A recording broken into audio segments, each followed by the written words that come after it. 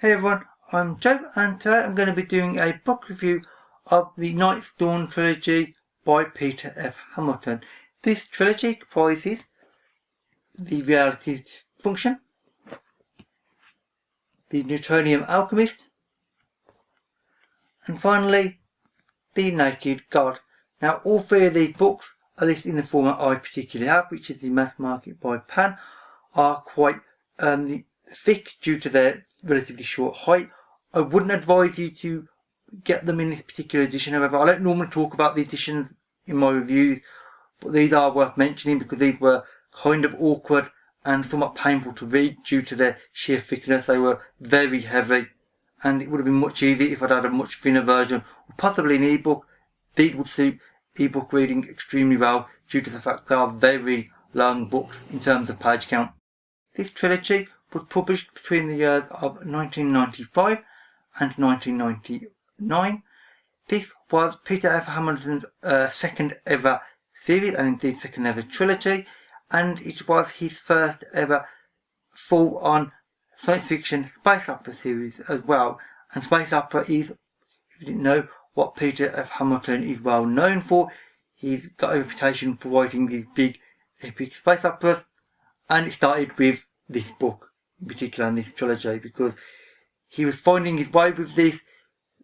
The parts of what he's known for nowadays is evident in this.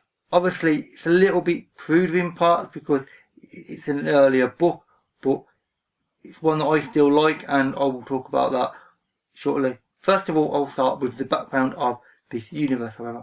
So, as I said, this is set in the Confederation universe, not to be confused with his Commonwealth universe, which is what several of his other books were written in. This is a universe where humanity has spread out from Earth across the solar system and indeed across the galaxy in general. We have colonised hundreds upon hundreds of worlds, moons, orbiting space stations and other such places. We think of ourselves as being rather powerful now. We have met several other alien species.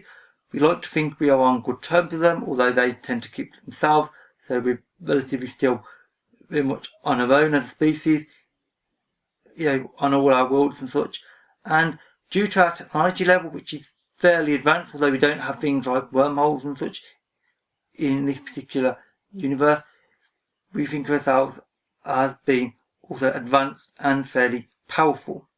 Whether we are or not, well, that will be questioned in the course of this trilogy.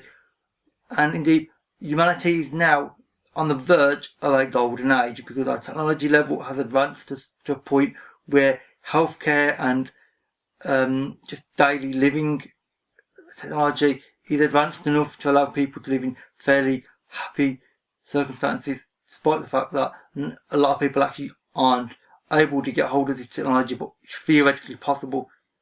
And it does indeed echo our society now, where the rich tend to get richer, the poor don't, frankly. But I'll talk about that later. The plot starts off focused around one man to start with, and that is a prisoner who is very disturbed, let's say. He's had a very nasty history. He's been sent on a spaceship to this small backwater world called Lalonde, where he's basically, along with some other prisoners, can be just basically forced to do manual labour and be part of a work theatre, as is often the case in our world now. And he, however, unlike many other prisoners, has a very unique and even more disturbing encounter with something on this planet, and this changes him in an incredibly fundamental manner, and this leads to fundamental changes in the way that we perceive our universe in this book, because this opens up access to things that shouldn't really be here, and we're not ready to deal with it yet, but we have to, because this has opened up doorways, let's say, and it's going to mess up everything that we hold dear to us now, because especially with this particular prisoner, he's already disturbed and very violent, and now what's happened to him is a lot worse, and now he's gonna, want to hurt people, let's say, because he's not a pleasant person at all. He really isn't. Now, this event that happens, this big threat, which it obviously is because that's what Peter F. Hamilton tends to write, there's always some grand sort of threat of some kind that's threatening the galaxy or universe at large. I can't say what that is because it will be a spoiler for the second and third books, although you will learn about it in the first book. But it's certainly powerful and certainly large enough to fit Hamilton's usual style. There's a particular scientist in this world called Zoo, who is a woman who has essentially developed a doomsday type weapon which can literally make stars go supernova, which is obviously completely disastrous to worlds around them because they would be destroyed, and indeed worlds further away as well because this is just not a good idea. And people want to use this technology for their own benefits, some to help against this emerging threat, some just because they want access to super powerful technology and then they can use additional thing of bullying other people to get what they want. Obviously they have to find the scientist first, and there is also another plot line in the book, and I'm not going to say too much more about the plot because with this trilogy, and as is the case with most Peter F. Hamilton books, he has a habit of writing multiple smaller plot lines throughout his book and threading them together in multiple ways, and this is no exception. There are more than half a dozen different plot lines throughout this book, and indeed one that don't even start in this book, they actually only start in the second book, that weave together this greater tapestry. Some of them don't quite always necessarily fit, which is a little bit of a weakness, but it's kind of understandable with the sheer scale of what Hamilton's trying to achieve. Most of them do generally work, albeit in their own little, often meandering way, but that can be forgiven because his sheer ambition and scope of what he's trying to achieve with this is always really impressive to see, and something that I really enjoy reading. There is a very large cast of characters, as you may expect, due to all the different plot lines weaving in and out.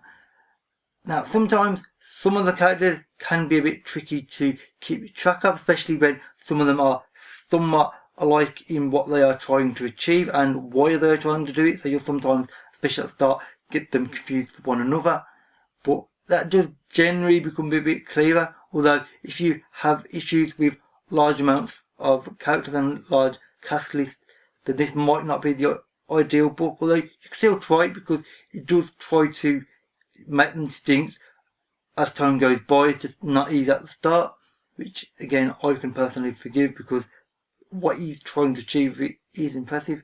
And the one thing about this book that I think is quite interesting is, especially when you're thinking of Peter F. Hamilton as a whole and his overall writing history, is this is his first ever science fiction space opera trilogy. You can tell that some of the things that he's now well known for and that I've read previously are already kind of that are well established at this point, are not quite established in this, and he's trying to find a way of doing it. Some of the ways are not quite working, some of them are, and it's just interesting to see what he's trying to achieve and how he's managing to do it and how successful he's been with it, because some of the things in this book are not super successful with their ideas and their implementation. Some are, so it's quite jumping at points, but I personally can cope with that quite well, especially if you want to read things by Peter F. Hamilton. Although I wouldn't necessarily advise this as a start point with him though, because I think this isn't the best really. There are other books that you could start with that would be a lot easier to follow and where his writing is a little bit more established, a bit more focused. This not quite as ideal. So I would read this maybe after you've read one or two of his other books, and then you'll be able to follow this a lot easier. One other last little thing I want to say is, yes, now Peter F. Hamilton has a habit of doing a certain stereotypes with female characters. In later books, he does get much better at it. In this, well, as I said, this is one of his earlier novels, and it kind of shows because female characters are not displayed in an ideal way. Frankly, they're a little bit sexist and a little bit stereotypical. But again, due to the earliness of this book, due to when he started writing, I can personally forgive it because he's trying to find his feet and trying to figure out what he's doing. So the fact that female characters are not perfect, I can forgive. Though only just. Some of them are a bit annoying at times. Some of the ways he writes about female characters in particular. So, with that said, that is basically it for all I want to say about this book. Overall, it is a very large, epic science fiction space opera with a large cast of characters. It's fun overall. Yes, it has its flaws, but this is early Hamilton, so I personally can forgive it. I wouldn't start with this trilogy, however. I would read something else by him, possibly something like the Void trilogy maybe, which is much easier to follow. But if you like Hamilton, then this is well worth your time. It'll be a lot of time because it's a very long trilogy indeed. Anyway, with that said, that is it for this review. So if you've read this trilogy or you would like to, then please leave a comment and we can have a conversation. All my social media links can be found in the description box below, as they always are. And with that said, that is it for this video. So thank you for watching and I'll see you another day. Bye for now.